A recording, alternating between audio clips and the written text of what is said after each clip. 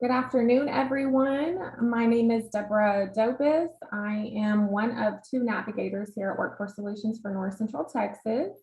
On behalf of us, we would like to thank you for joining our webinar hosted by Allison Schaberg here with the Consolidated Planning Group. This webinar is titled College Planning for Families with Special Needs. We are very, very excited to have you here with us this afternoon, and thank you for joining us. And we look forward to this information that Allison is going to share with us. So on that note, Allison, I'm going to hand it over to you. Thanks so much, Deborah, for having us. It is a pleasure to be here today. For a couple of housekeeping notes, I know we put this in the chat box. Today's webinar is being recorded, and you are going to get an email with the recording as well as a copy of today's slides, so you don't have to write down every single thing. There's a lot of links in our webinar today, a lot of information that you can follow up on and kind of do some of your own research on, so you don't have to write all that down. So save yourself some time there. Also, we want this to be as interactive as possible. So just so you know, your cameras and your microphones are muted, so we can't see you and we can't hear you, but we do know you're there. And so if you have questions as we're going through this presentation, please put those in the chat box. Deborah will be watching the chat box, and Deborah, if you just want to interject and just say we have a question, I'd rather just take the questions throughout the presentation as opposed to waiting to the end. So thanks everybody for spending your lunch with us. We're going from 12 to 1 today, so if you're planning, you can plan on that. So I'm Allison Schaberg, Consolidated Planning Group. We are a holistic special needs financial planning firm, but I wear a lot of hats other than owner of Consolidated Planning Group. I'm a mom to 4. I have 2 kids with disabilities, one that is in the midst of transitioning right now, one that transitioned a couple of years ago. And at Consolidated Planning Group, we put out webinars really on a weekly basis on topics surrounding special needs planning, key things that you need to know, steps that you need to take. Because the thing is the journey is tough. And trying to navigate some of this stuff I found frustrating, and this is what I do for a living. So I eat, sleep, and breathe this both personally and professionally, and it is a little tough. So a quick personal story. So this college planning for special needs was especially near and dear, because when we started going through this process with my daughter, who, by the way, is graduating next month from college.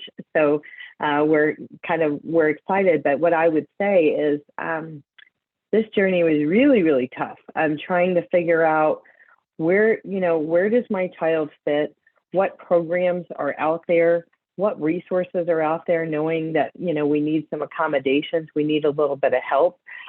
We're capable.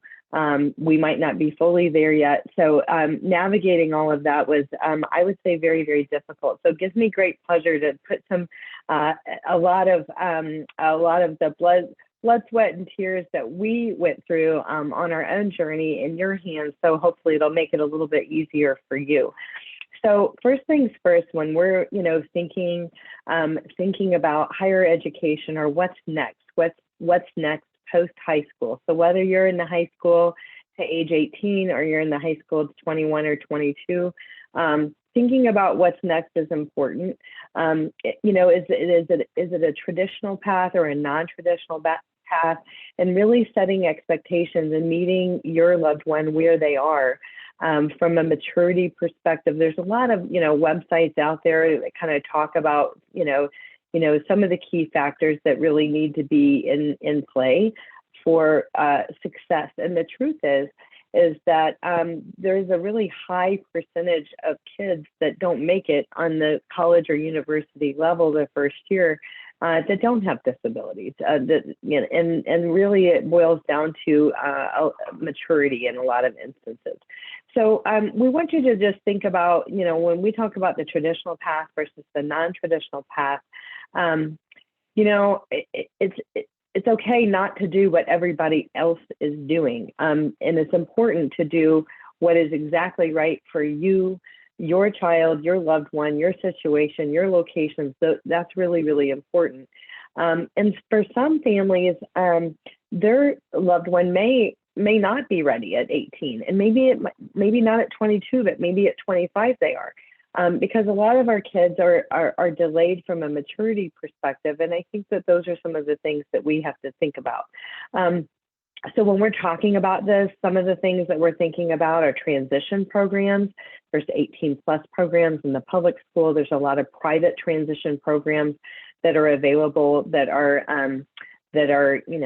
helpful in guiding and getting your student ready to where they need to be.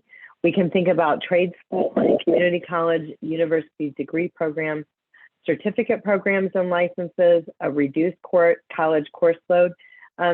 Yes, a full-time college student is 12 credit hours. I think an individual with a disability, I think that they can consider eight full-time for the Social Security Administration.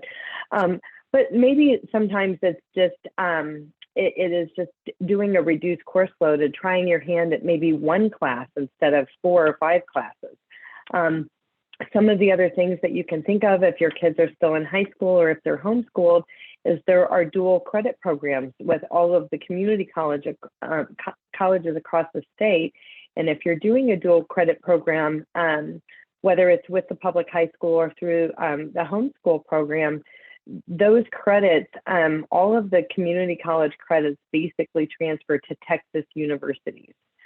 There are a few one-offs for UT and A&M as it relates to math and science that won't transfer from the community college, but basically most of those courses that you would take on a community college will transfer to Texas universities. And it's a whole nother ballgame if you're considering private universities in the state of Texas as opposed to public universities. Consider living at home versus on campus. That is another thing that we can think about. And there are partnerships with other organizations to live on campus. And then of course, today we're here with Workforce Commission Solutions and some of the programs that are available out there for individuals with disability that may have an impediment to employment. There are a ton of programs, and we're going to talk about some of those. So think about the career path, the ideal work settings, and just remember they are where they are. They're not behind. So even if your child isn't going to get a degree in 4 years, if it takes them 6 years or however longer, it's okay if if there is a plan, we're having a plan and we're working our plan. And as they grow and mature, they may be able to take on some more things as well. So some of these, and this isn't all, this is not an all-inclusive list. So I like to just include here that if we have kids that maybe right now, like the very next step may not be college, or we might need like a gap year or a bridge program. Here are some day and transition programs. We have a comprehensive list that has day and transition programs that are all over the state. And I know that this webinar today is, Dallas-Fort Worth area, but I know that we have people from all over the state that are on this webinar today. So there may be places in your neck of the woods, and we'll be happy to provide that list if you reach out and need some additional information. But I would say check these programs out. They all have websites. They don't work for us and we don't work for them. They have a lot of great programs out there. If your kids are getting any of the waivers out there, like HCS, some of these places will take waivers and some of them won't. So if your funding for a transition program is based off of they need to take the HCS waiver, you want to make careful considerations as you evaluate that. So here are 6 traits that students with learning disabilities need to succeed. So as you're thinking of your students and thinking about their success and their future, where are they on the scale of their self-awareness, proactivity, perseverance, goal setting? How can they go and get effective social support and emotional coping strategies? And this has been a big one the emotional coping strategies. A lot of times it's a big one for many of the families that we serve on a regular basis, but I would say that the emotional coping strategies kind of went on steroids over the last couple of years with the pandemic, and hopefully that's easing and getting better. But I think that is really, really important. So what if they're not? What if you're evaluating your student and you're kind of thinking about where they are now, and do they have these, characteristics and traits to be ready for school? And if they don't, I think the time is now to really sit down and is there a coach? Is there a coach that you can hire? Is there what are some of the activities? What are some of the things that we can do to help move them in this direction?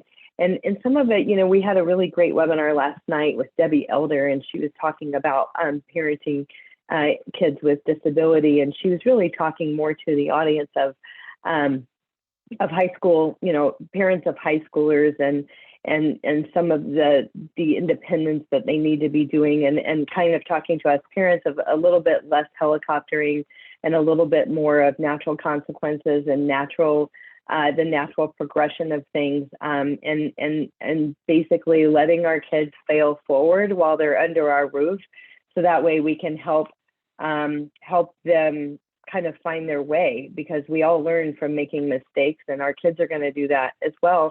But a lot of times with, a lot of the families that we talk to, myself included, as parents, is that slippery slope of helping and serving. As a parent, we want to help our kids. We want them to be successful. We don't want them to make the same mistakes that we did. But at the same time, some of it comes down to helicoptering and enabling to where some of these independent skills are very much lacking. And it's true for our neurotypical kids too, not just our kids with disabilities, but it's finding that fine line of pushing them further and in the right direction, and helping them kind of be in charge of that, and kind of being there on the sidelines to help them move this along.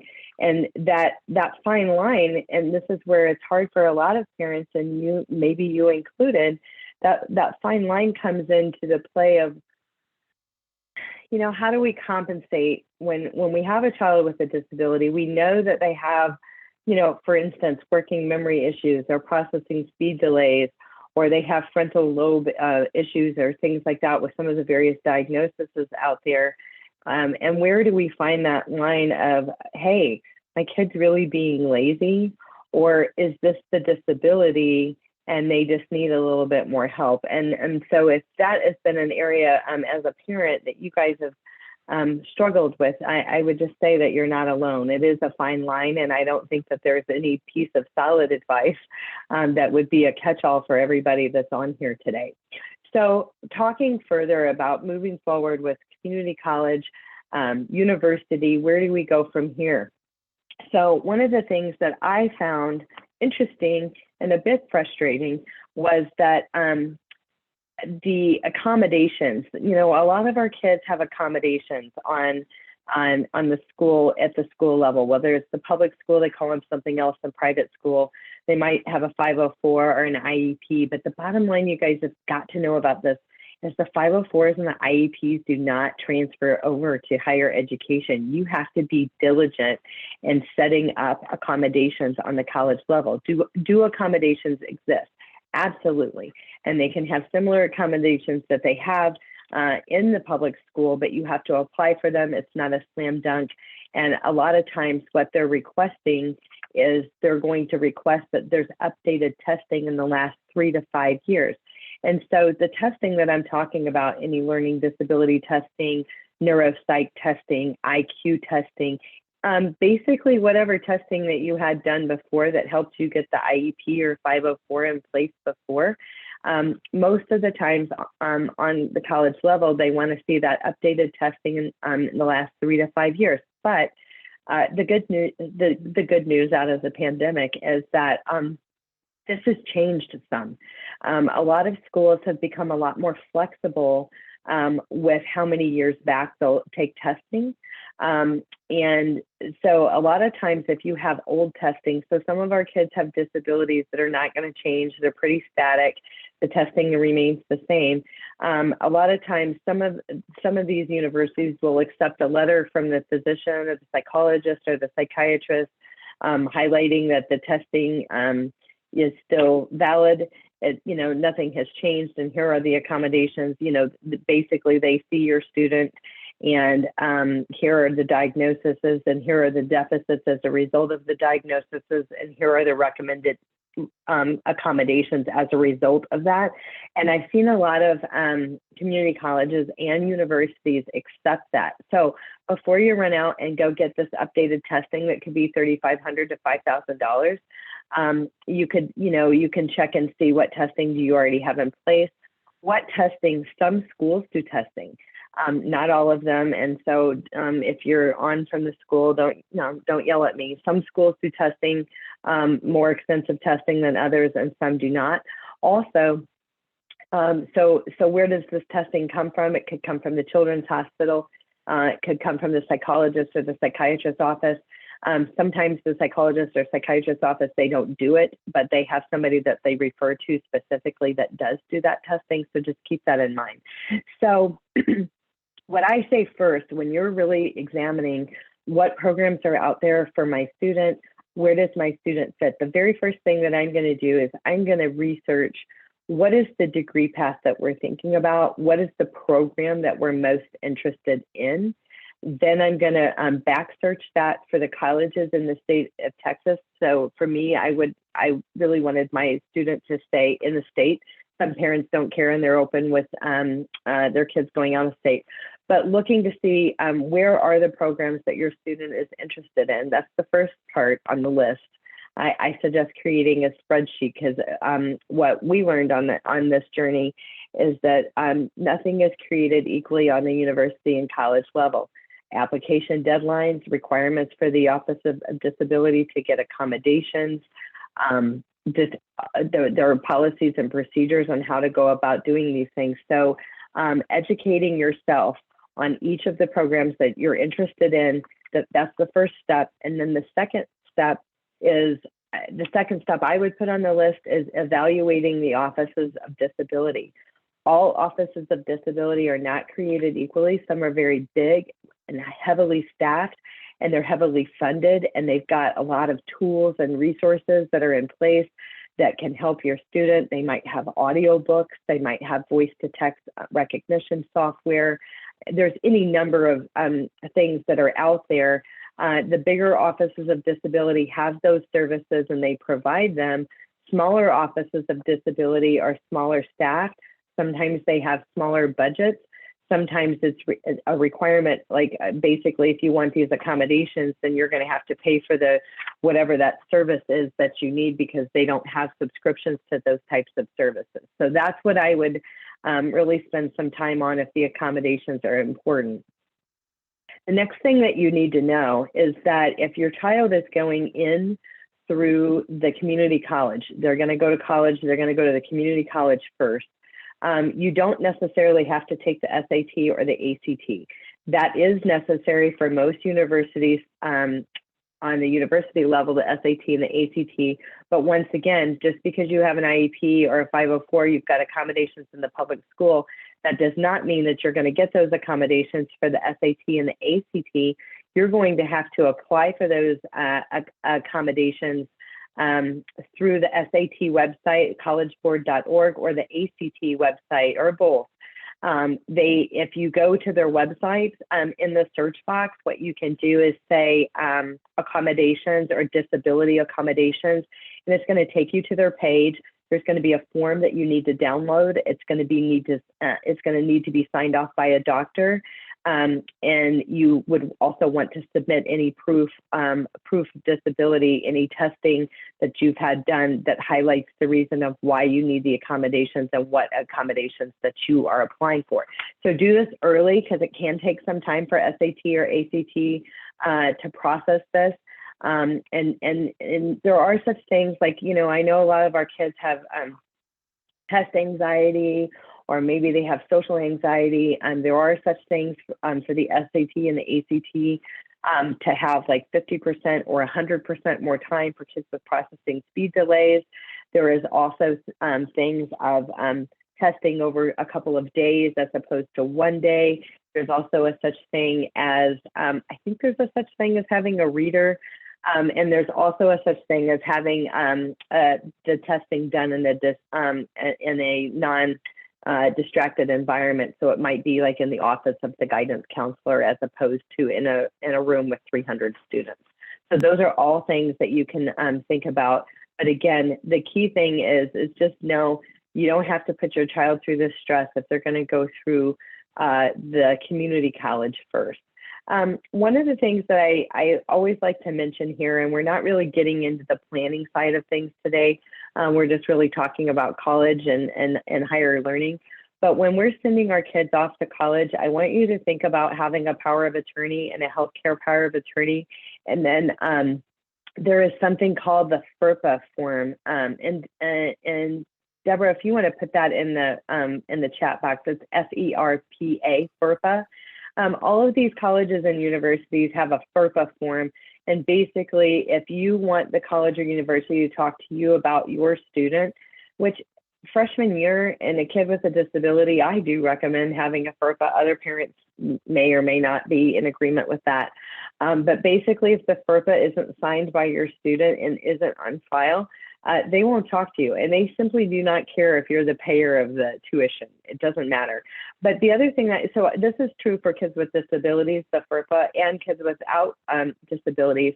But the power of attorney and the healthcare power of attorney, I think is important to have, even for our neurotypical children. When they go to college, if something happens, they get in an accident coming home, commuting from college, they have a mental health crisis, they're taken to the hospital. You don't have that healthcare power of attorney on file, they're basically not going to talk to you. So I do think that that's an important thing. Deborah, it looks like, okay, I actually see it. Someone said, you mentioned coaches. Where do we find a local coach who specializes in autism? I have her name on the tip of my tongue, and I do know of a couple of them. So I can send those, I can look those up and you can reach out. But there are some coaches. And another thing about these coaches and these programs that I wanted to talk to you about too, is that some of these like psychologists and psychiatrists have like group meetings where they have groups of teens and they have various programs in place. And so that may be another place that you can look at as well on the local level. So reasonable accommodation is required if it doesn't pose undue hardship. So when we're talking about work, and we're going to talk more about workforce solutions, workforce commission, VR in a little bit, but some of our kids, maybe they need to go to work. There are such things called registered apprenticeships for individuals with disabilities, where they're going to learn a trade and they're going to learn a skill to have a meaningful job. So there's a lot of things on that. You can read more about the registered apprenticeships on the Department of Labor. So from a maturity perspective, again, if maybe your student isn't there yet or doesn't possess the traits necessary to succeed at higher education, there is a such thing as gap years. There is a such thing as going to work for a few years. Sometimes it's a matter of figuring out what doesn't work, or figuring out, some of these kids need to figure out, well, hey, I'm having a hard time making enough money. I don't like what my options are if I don't have a certification or a degree. But I think it's just clear. I want to make it clear that there are a lot of folks out there with disabilities and without disabilities that didn't go to college that are highly successful. They might have a certificate. They might have a license. They could have gone through some type of apprenticeship where they were learning as they go. So just think about all of those things, because those things aren't necessarily wrong. Okay, so in lieu of the SAT and the ACT, well, I guess I wouldn't say in lieu of, the Texas Success Initiative Assessment, the TSI, is a test that is required. It's an entrance exam that is necessary for college and universities. Even if you have that SAT and the ACT, they basically still require the TSI. There are a lot of practice. Modules online. So if you're thinking about dual credit, or if you're thinking about community college or the university, they can go ahead and take the TSI. They're going to be tested in reading, writing, and math. There's 3 sections. You could pass one section and not the other. But basically, until you're passing the TSI, if you're not passing for math, for instance, if you go to college, you're going to have to take a non-credit course in math to get up to speed to be able to take a 4-credit course. So math, reading, and writing. And just know that you could pass writing and take a 4-credit class for writing, and maybe you failed math and take a non-credit class for math. So it's not all or nothing. As a parent, I found that a lot of the community colleges had like links to where you could do like practice assessments. There's practice out there for the TSI. And I found that those were okay, but there are some paid for ones online that you can purchase. And you can just look up that online TSI, practice test or whatever that are pretty good, that have good reviews. And the cost was not really that expensive, but I felt that they were a little bit more robust and helpful. So it doesn't really hurt. So if you're like registered with the community college, they can get you set up to take the TSI. I think that there might be a small fee to take it, maybe $25. But if your student hasn't taken this, maybe you want to take them to see how they test, what they score, and if they didn't make the cut, it tells you exactly what areas that they're falling short in. So just be aware of that. These are some in-state educational options post-high school. And so I understand that, with the number of people that we have on here, we have some families that may have more severe intellectual disabilities, others that have a disability, maybe it's a physical disability, but they don't have intellectual disabilities. In fact, they're gifted and talented. So it just depends on kind of where you fall in line with that, and what some of these programs might be most appropriate for. There are specific programs for individuals with learning differences, individuals with intellectual disability, any number of programs for kids on the autism spectrum. But the ones that are on this list, I think, let me just have a look here. We did take Lynn. Okay, so yeah, basically most of the stuff that's on this list here, they either have a program, they have a living program, or they also have a good Office of Disability. So maybe it's not a specific program, but they also have a great Office of Disability. These are all worth checking out. But what I want to tell you about this is that all of these programs have a limited number of spots. It's not unlimited. So when I was talking in the beginning about getting your spreadsheet, setting up your spreadsheet, knowing the details, you just really want to know, when do the applications open up? When are you going to know if you are accepted or not into the program? How many slots do they have? Some of them have 4 slots, like for the entire state of Texas. So you just want to be aware of that, and you want to have them on the list of the ones that you're interested in. You want to apply early. You want to know your deadlines, so that way you can get exactly what you want. And the other thing is we talked about some of the day programs, transition programs, gap years, and other things like that. And so if there is a semester delay or a year delay of getting into the program that you want for your student, don't be afraid to go ahead and have them on some transition program lists. There can be waiting lists for some of these transition programs, so that way you have a backup plan. What we're really trying to avoid for our students is that they're leaving high school and they've got nothing, that they're sitting at home, they're not working, they're not going to school, they're not interacting with others. We want to have a plan. Even if it's a part-time plan, we want to have a plan. Okay, so out-of-state educational options post-high school, there are a ton of options all across the country for individuals with disabilities. So the thinkcollege.net is going to be your website for that. And you can really search post-secondary education for students with intellectual disabilities. And you can filter it by state and all types of different filters that might be appropriate for you and your journey. So just know thinkcollege.net is a really good website to have in your bag.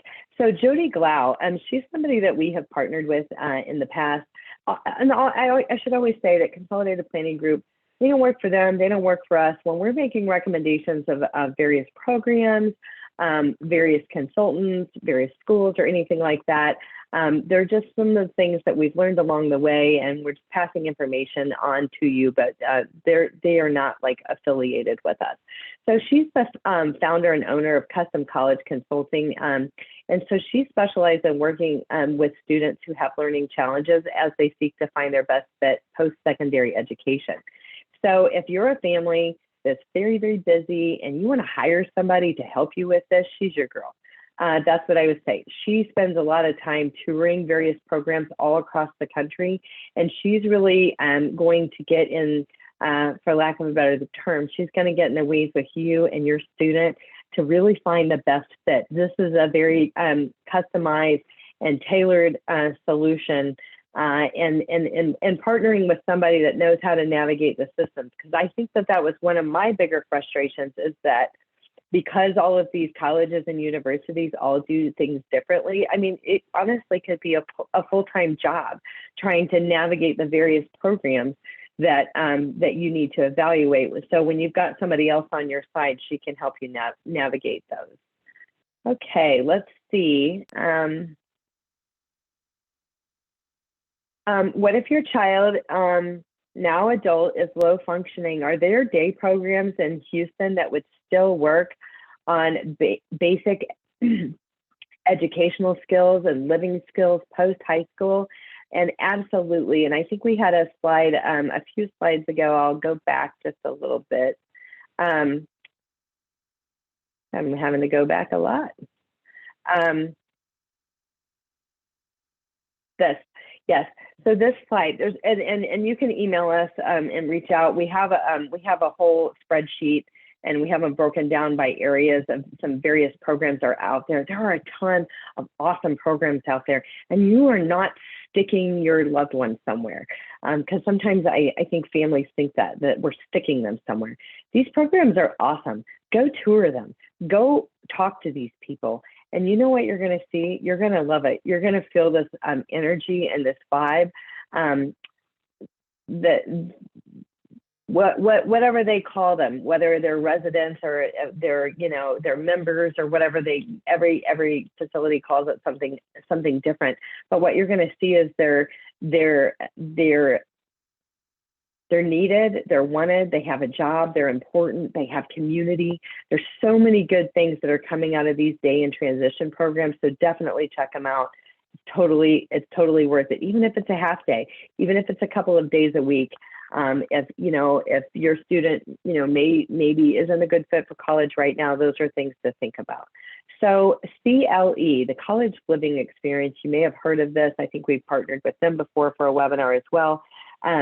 They're going to provide individualized post-secondary guidance and instruction. So think of this as a place that they will live close to the university. College Living Experiences, they have locations, several locations throughout the U.S. There is one in Texas, and I believe it's close to Berlin, and Texas A&M is where the location is close to in Texas. But they're going to help.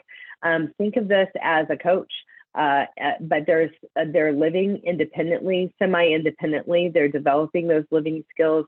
They're getting academic and career development and social development. And then usually the folks that are here, again, 18 plus, and then 18 plus, and then they're usually going alongside to the community college, maybe Blinn. Maybe they start at Blinn and they move over to A&M. Because again, there's certain programs over at A&M specifically for individuals with disabilities. So this is a thought. It's not It's not cheap. College living experience isn't cheap, so you would pay for their living, which you would pay for their living anyway. But you would also be paying for your tuition for the college or community college or university that you're at as well. So this is just some contact information. They have a website, just some contact information for them on that if that's something that you want to research. Another program that we, and I always say, check out their website, Bloom Consulting.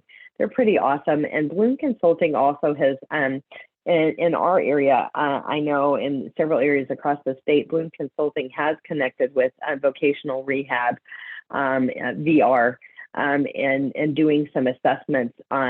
So there can be basically a work and employment assessment that can be done that will kind of say, what are the gaps? What are the gaps to employment?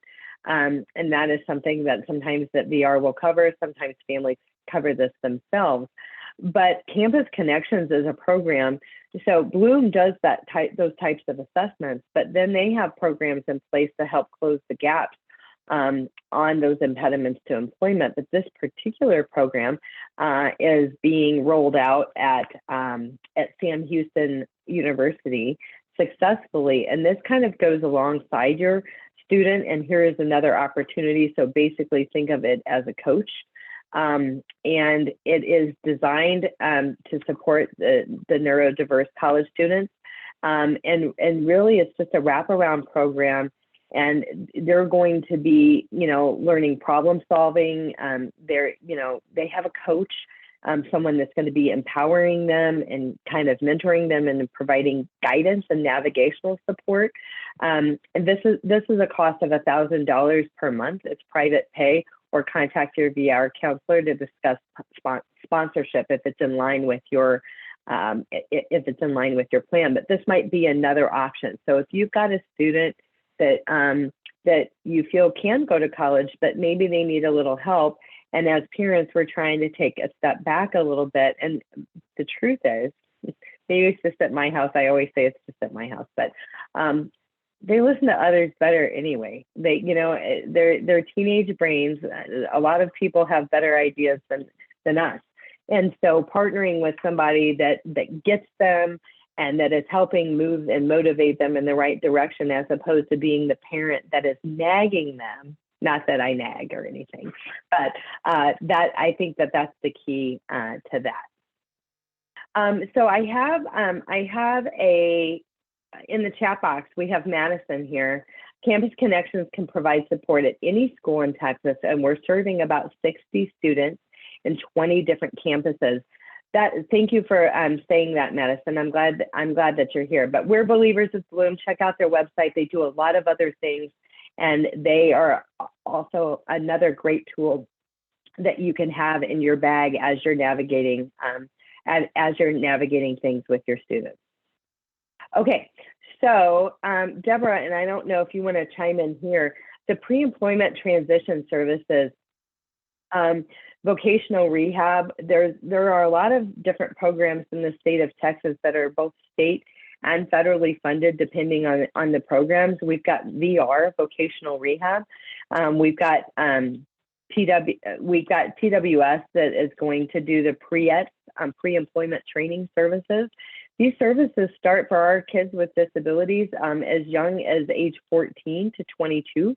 And they have services above age 22, but for basically transitioning kids, so there's such thing as summer earn and learn programs. There's job coaches.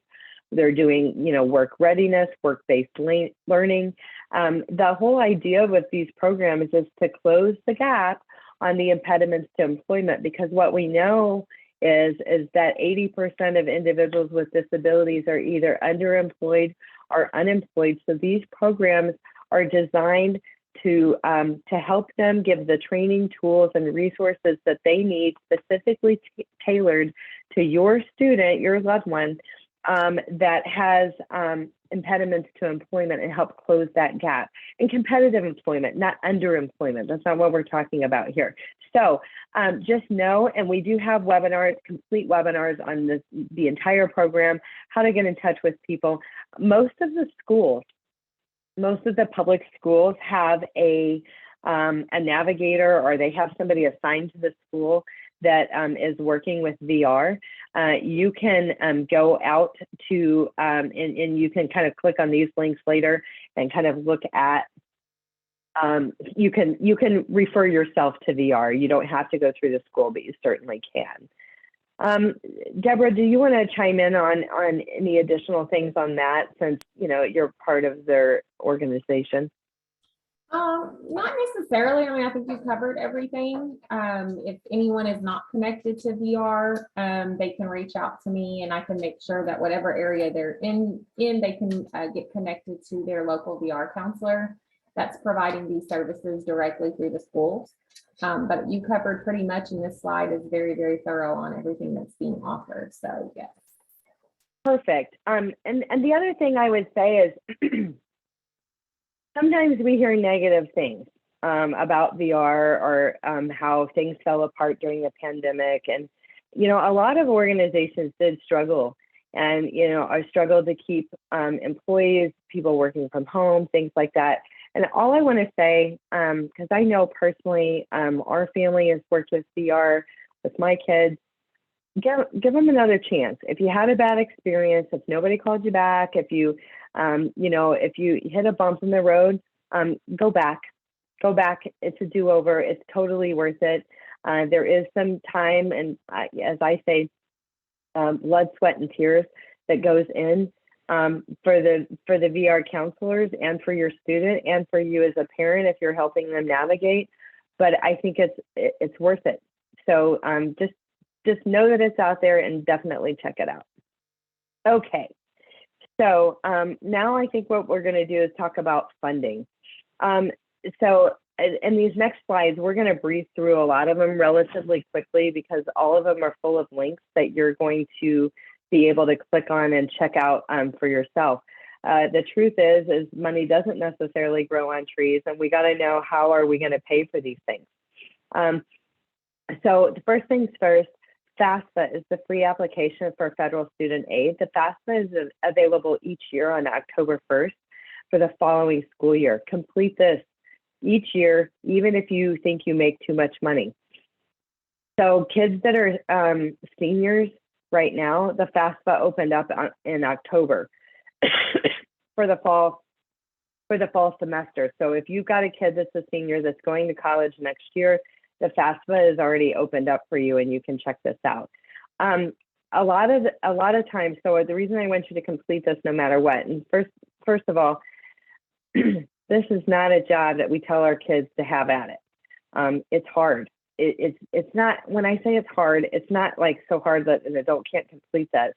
But it takes some time.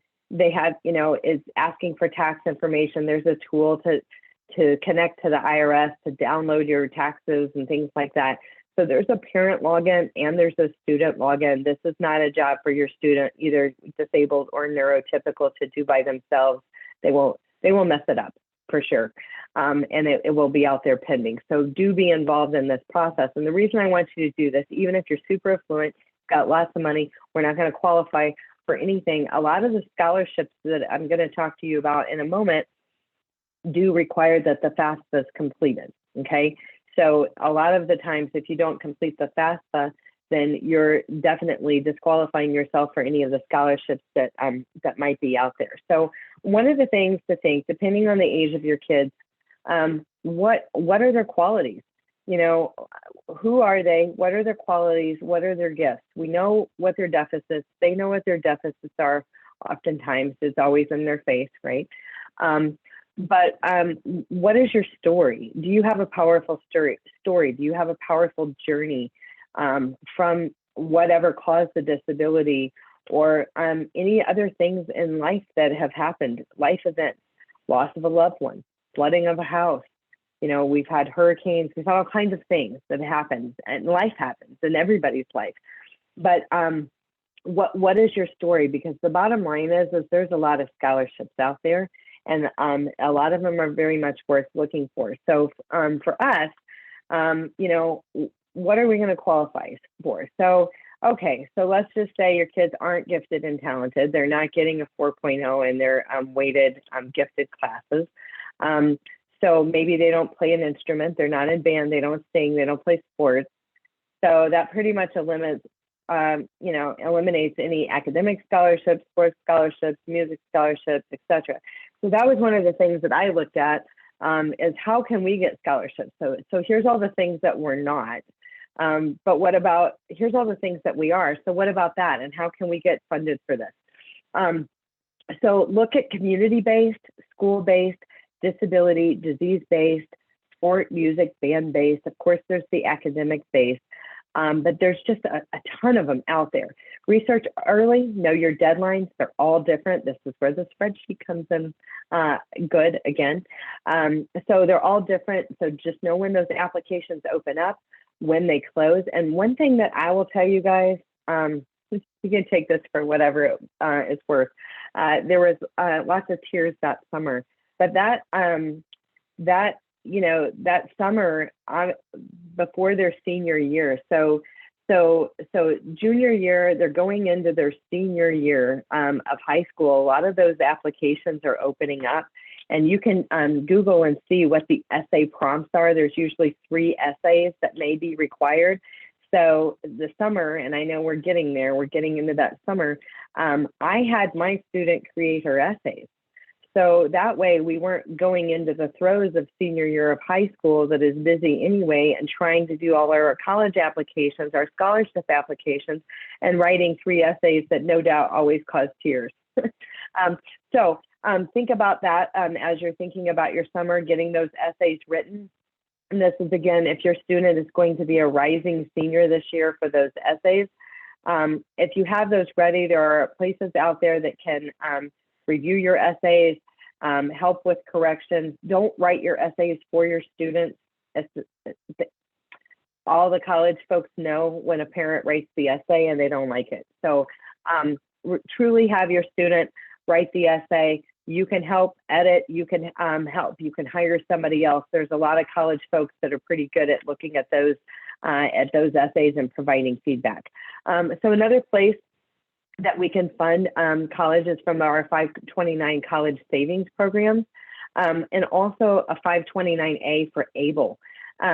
So just so you know, if you have a 529 plan for your student and they may or may not go to college, you may want to start converting your 529. You can convert $16,000 a year to an ABLE account.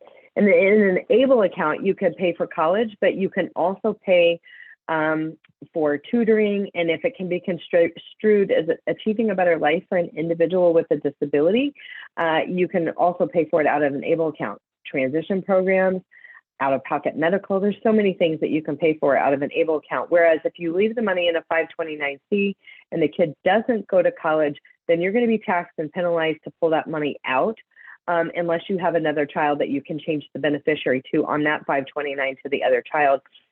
And then the other child can use that for college as well. So the other thing is just know that vocational rehab may provide support if it's in line with the goals established and within the plan for the individual to find competitive employment. So there are income things as it relates to that, whereas there's a formula, and I don't know the formula. I don't know that anybody could completely communicate it because it's online, but there's a formula for income, like parental income and things like that, on whether or not they pay for some or pay for a portion of various, it could be college, it could be a certificate program, it could be a license, it could be some type of training. So just know that that might be available, but it is highly individual to the student and their plan for employment. Someone asked, can you cover the information about the essays again? So yes, the essays are required. Most colleges, and this is where, again, the colleges are not created equally. Some colleges and universities will require all 3 essays. Some will only require 1. some will have an essay of choice. There are usually 3 essay prompts, and they are updated each year. So it's not the same every year, they're updated each year. And so whenever I was talking about the essays, I was saying, let's, find out what the essay prompts are, find out what the schools that you're considering, if the essays are needed and which essays are needed. And my advice is, again, to have your students be working on those. So if they're leaving school this year, they're a junior in high school, they're leaving school, they're going to be a senior next year, and you're planning for them to go to college following the senior year. They're not going to stay in high school for more years. So you're going to delay this process. If your student's staying in the public school or not in high school to 21 or 22, then you'll delay this. But if you've got a student that is going to be a senior in high school next year, I suggest getting those essays done during the summer. Okay, so what about scholarships? So this is where I'm going to run through very quickly on this, but just be creative and just know that there are a ton of scholarships out there. First and foremost, if your student was adopted through the state of Texas, like through the DFPS system, your kids go to a school for free at the state schools and college, and state schools in Texas. So just know that and get more information. A lot of the families that have adopted do already know that. Sometimes they forget. Always think about asking for a list of scholarships from the child life specialist at the specialty clinic that you go to. Texas Children's, Baylor College, there's so many different children's hospitals in the state of Texas, I simply can't name them all, but think of the child life specialist for the specialty clinic. They usually have scholarships, and they're usually definitely worth checking into, and they're not always heavily applied for, so you could get money that way. So here are just some links to a lot of scholarships out there that you can be looking at. And so what I would say, there's not that many hours in the day, and we're all busy, right? We work, we're married, that's a full-time job, our kids are a full-time job, our full-time job is a full-time job. It's like, how much time can we have to research this? So I would say you got to research these scholarships and choose wisely. And when I say choose wisely, what I learned in this process is that some of these scholarships are literally only going to give you $500, and that's literally only going to pay for one book. And their application is ridiculously long, and they want 3 essays. Well, I don't have time for that. So they automatically just went to the bottom of the list of consideration. I was looking for scholarships that were going to make a dent in tuition. $10,000, $5,000, $10,000, $25,000. Big scholarships. The bigger the scholarship, the bigger the pool of people are applying for, and maybe the less likelihood that you're going to get it. But I could have quit my full-time job and just filled out scholarship applications for the $250 one or $100 one or $500. And granted, it all counts. But in the end, those bigger ones are really the ones that are going to come through. One thing that I want people to be aware of, and this is how we won. Okay, so whenever I was, looking at one of my kids and saying, okay, well, we'll see, we're not in the top 5% or 10% of the class, and we don't do band sports or any of the other activities that I might get a scholarship for. So what could we do? So if you have younger kids that are maybe, freshmen, sophomore, get them volunteering. Okay, so that's what I learned, is that we could give back to our community. Meaningful volunteering, giving back. My daughter ended up having over 900 service hours when she graduated from high school. So she didn't have great SAT or ACT scores, average. She didn't have great, she didn't take any AP courses, and she wasn't a 4.0. She wasn't any of those things, but what she did have is an extraordinary story of her life and her disability, and an extraordinary record of giving back to her community. So she was fully funded for college. So basically what ended up happening for her, so this was, we had a plan and we worked our plan. She got like 9 scholarships, and we ended up giving most of them back because she became fully funded under the Terry Foundation. So this is leadership potential, character, scholastic record and ability, and financial need. And they kind of teeter on any of the other ones. So maybe not so much on the financial need, but if they're a true leader, they tell a powerful story, they have a decent record. But the bottom line is the Terry Scholarship is that all of these universities in the state of Texas and you can apply for the Terry Scholarship at each one of these universities. So it's not one application for all universities. They each have their own application, so you can increase your chances, but it is fully funded. This is like the best scholarship in America. It is in Texas for Texas residents, and it's one of the largest providers of private scholarships, all across the U.S. So just know about this one and check it out early. So just think about, what is the disability? There's probably a scholarship for that. There are scholarships even out there for kids, for siblings of kids with disabilities. So, and so we've got a lot of links here. There's a lot of different names of the scholarships, different names of the diseases, and you can, this is not an all exhaustive list, but it's a really good start on a lot of the scholarships that might be out there. So just go through these, look at them, see if they're worth looking at for you. See if the money that they're talking about is substantial enough that it's worth considering taking your time to go through the process. And again, spreadsheet those. When does the application open? When does the deadline close? And here's a big thing. I can't believe I forgot to tell you this. We're coming to an end of our presentation today. But a big thing to know is that when your child, so the funny thing is your child starts their senior year of high school, and if you're like all good parents, you think that at Christmas break, we are going to sit down and we are going to do these scholarship applications. We're going to work on all of this stuff. We're going to really work on it. Christmas break. So they start their senior year, August, September. You're going to do this in December. Well, newsflash, a lot of these scholarships, there are some that open and close in the spring, but a lot of the really good scholarships actually close in December.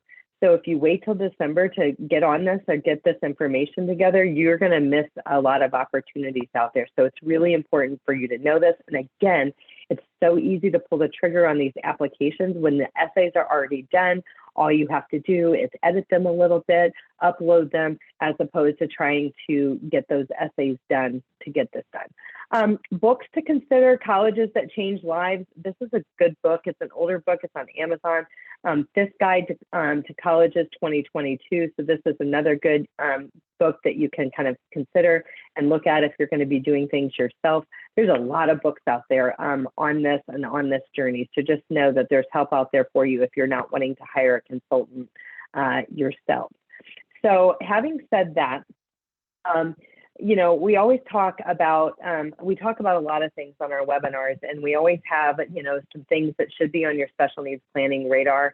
Some of these things, most of these things, how to develop a special needs care plan if we have kids that need care for the rest of their life, future care cost estimates, Texas waivers and interest lists, SSI, SSDI, ABLE accounts, all of these things on here. We have entire webinars dedicated to these topics, and you can find those on our YouTube channel. Our YouTube channel is on in the chat box, and you can and when you get this presentation, there will be a link to our YouTube channel.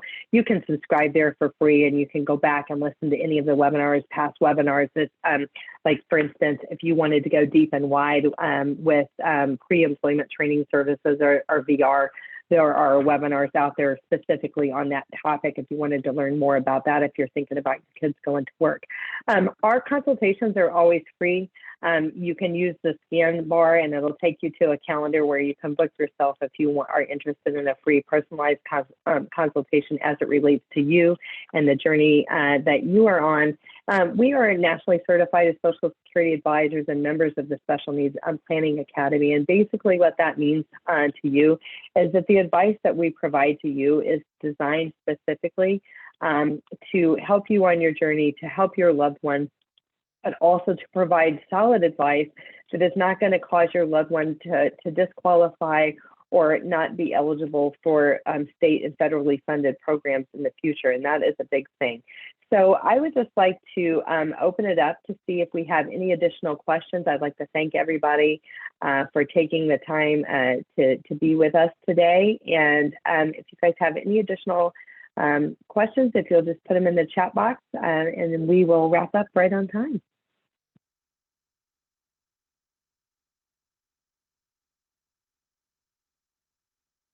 Okay, I'm not seeing any questions at this time. I again thank you everyone for joining us. Later today or tomorrow, you will get an email with a copy of these slides that have all the links, as well as a recording of today's presentation. So thanks so much. I hope everybody has a great afternoon. Take care.